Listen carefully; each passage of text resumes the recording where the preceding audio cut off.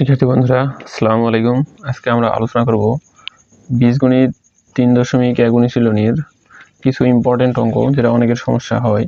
এটা হচ্ছে 2 এর গ নাম্বার অঙ্কে দেওয়া আছে 6.35 into 6.35 plus 2 into 6.35 into 3.65 plus 3.65 into 3.65।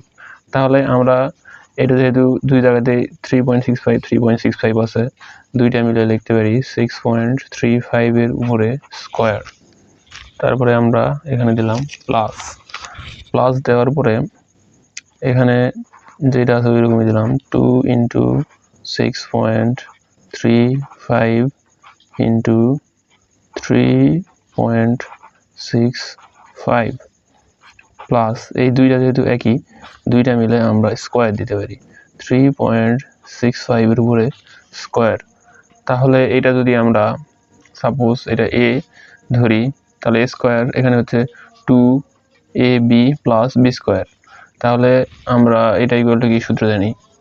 আমরা সূত্রে জানি যে a square plus 2ab plus b square equal to a plus b whole square.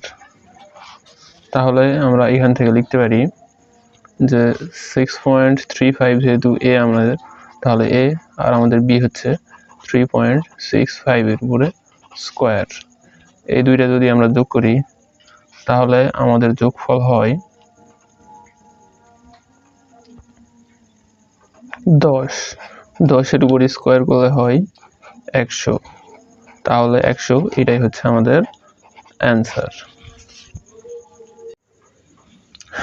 আমরা পরের অঙ্কে যাই। পরের অঙ্কে আমাদের অঙ্ক নাম্বার হচ্ছে 5। এখানে দেওয়া আছে x-1/x ইকুয়াল টু, যদি বোঝা যাচ্ছে না, 4 হলে প্রমাণ করো যে x⁴ plus 1/x⁴ equal to 322।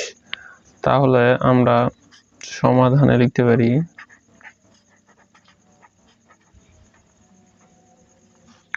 সমাধান যে দেওয়া আছে